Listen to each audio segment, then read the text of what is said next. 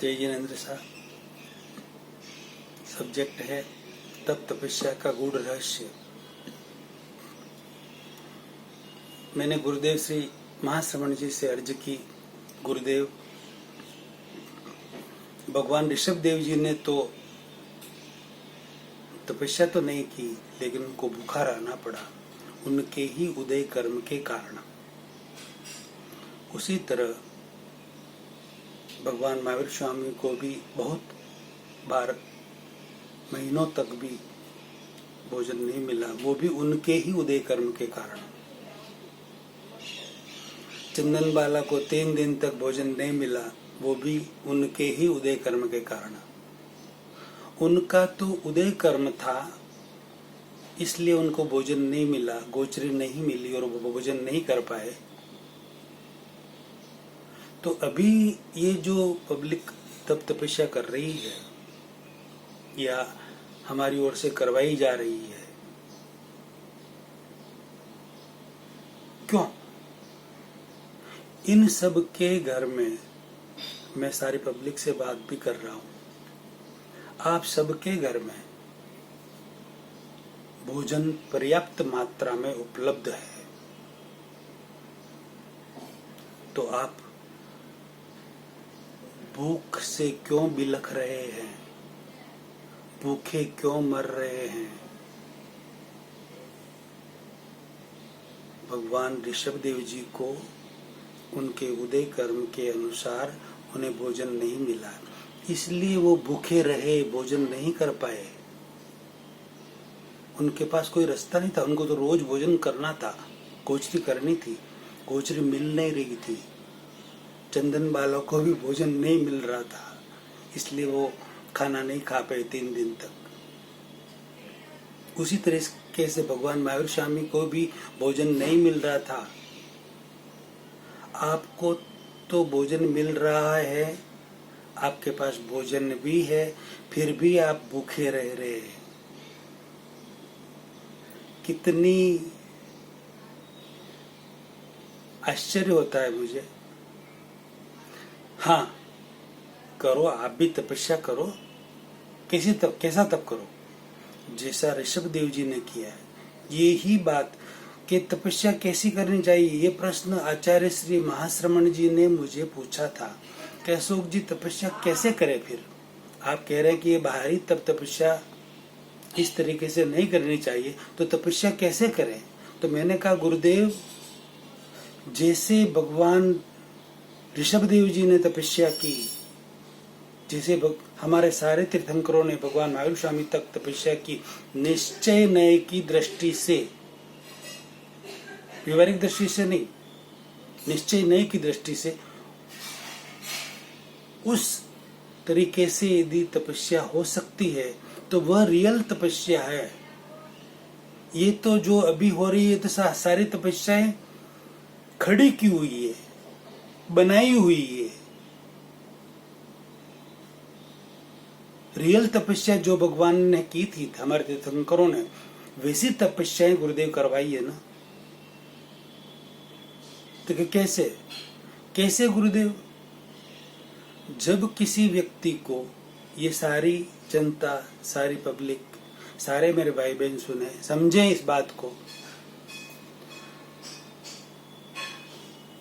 सारे संत महंत भी अच्छी तरह से सुने और समझें कि जब आपको गोचरी नहीं मिले,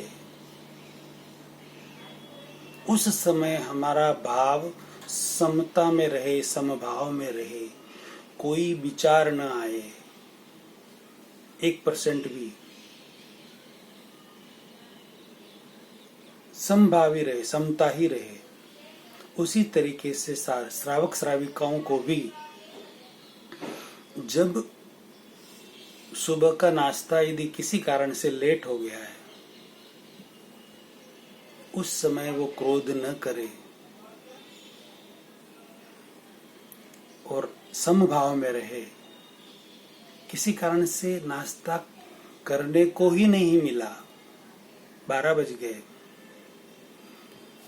तो जो नाश्ता देने वाले हैं, ब्रेकफास्ट करवाने वाले हैं, उनको वो तो एक निमित्त है, उस निमित्त को भी कोशे नहीं, उनकी भूल न देखें, क्रोध न करें, समभाव रखें कि मुझ में रोज डेली ब्रेकफास्ट कर ही रहा हूँ और करवा ही रहे हैं ये मुझे। आज उनका भाव नहीं है कि आज मुझे ब्रेकफास्ट नहीं करवाना है, ये किसी रीजन की वजह से ऐसा हो गया है, तो मुझे आज समभाव रखना है। आधा दिन यदि भोजन नहीं मिला तो क्या फर्क पड़ जाएगा, समता रखनी है। आधा दिन यदि भोजन नहीं मिला तो ये नवकारसी हो गई, पोरसी हो गई, एकाशन हो गया। और किसी कारण से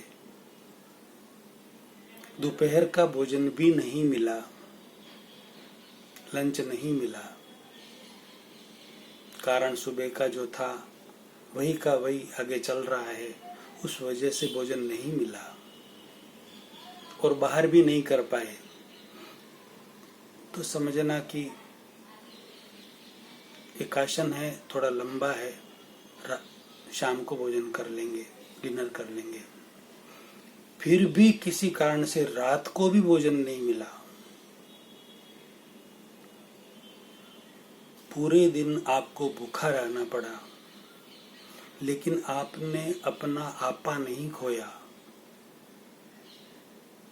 जो भोजन देने वाले हैं उन पर क्रोध नहीं किया, निमित्त को नहीं कोसा और पूर्ण समता रखी। कैसी समता? जैसी भगवान ऋषभदेव जी ने 13 महीना और कुछ दिन रखी, वैसी समता रखी। और मन में समझ लो रात हो गई, कल दिन सूर्योदय होगा, उस समय भोजन कर लेंगे, पारणा कर लेंगे। यह आपका रियल उपवास हुआ।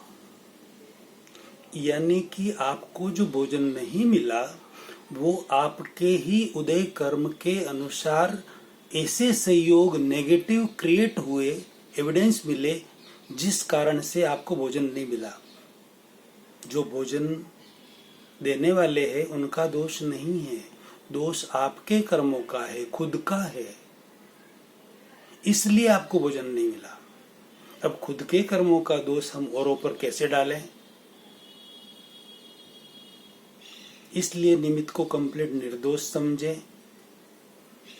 और उस दिन समझे कि आज मेरे उपवास है। यदि ऐसी समता रहे, मन से भी, वचन से भी और काया से भी, कथनी और करने की समानता रहे, तो रियल में आपने उपवास किया है। इसको कहेंगे कि मोक्ष की ओर प्रगति करना, मोक्ष की ओर आगे बढ़ना। हमारे जो कषाय है उससे ये अंतर तप हुआ, इस अंतर तप से हमारे कषाय कम होंगे, निर्मूल होंगे, नष्ट होंगे।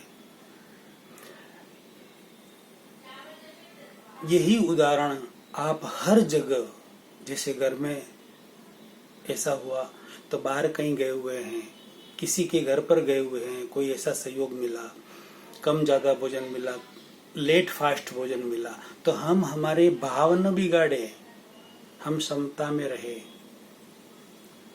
कहीं प्रसंग में गए हैं, रिसेप्शन में गए हैं, किसी के यहाँ भोजन करने गए, किसी कारण से थोड़ा लेट फास्ट हो गया, आगे पीछे हो गया, कम ज्यादा हो गया, हम हमारे भाव न बिगाड़े, समता में रहे, समभाव में रहे, जो है उसमें चला लें।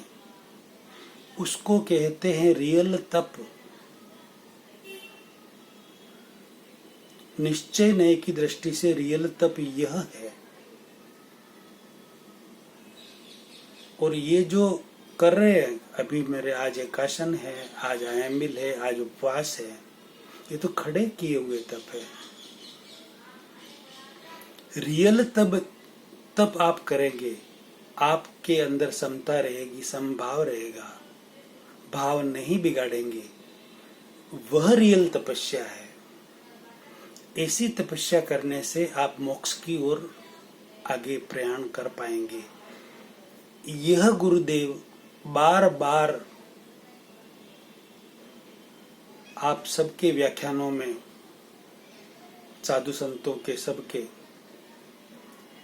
ऐसे अंतर तप की प्रेरणा बार बार देनी चाहिए कि इस तरीके से आप समता रखें, समभाव रखें और निमित्त को दोषी न समझें। अपने घर वालों को डांटे नहीं, फटकारे नहीं, उल्टा सीधा न बोले, क्रोध न करें, तो रियल तप होगा, वरना रियल तप नहीं हो सकता।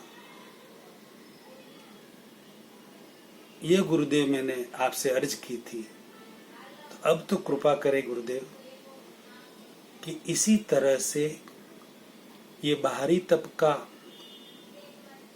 प्रचार प्रसार या प्रेरणा न देकर अंतर तप की प्रेरणा दी जाए।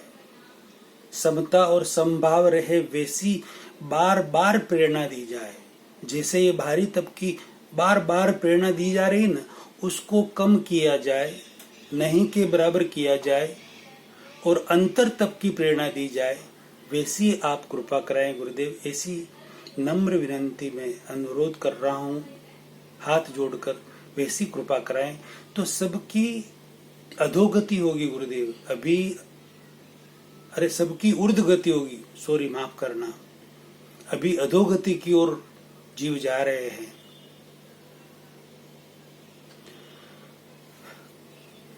कृपा करें सारे चारित्रात्माएं गुरुदेव, रियलिटी सबको पता चले वैसी जरूर कृपा कराएं और अपना स्टैंड क्लियर कराएं गुरुदेव कि हकीकत क्या है, आज दिन तक क्या हो रहा था और क्या होना चाहिए। जो हो गया सो हो गया, लेकिन जगे तभी से सवेरा, क्या फर्क पड़ रहा है। रियलिटी बताने में कोई क्या फर्क क्या पड़ रहा है।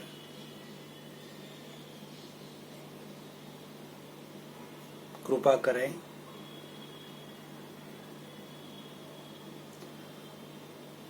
आप सबसे विनम्र अनुरोध, यदि वीडियो अच्छा लगा तो अपने सारे ग्रुप में जरूर शेयर कराएं ताकि लोगों को पता चले कि रियलिटी क्या है और कैसे तप तपस्या करनी चाहिए। अपनी प्रतिक्रिया जरूर दें, कमेंट बॉक्स में लिखें। अगला प्रवचन अगले वीडियो में। जय जिनेंद्र साहब।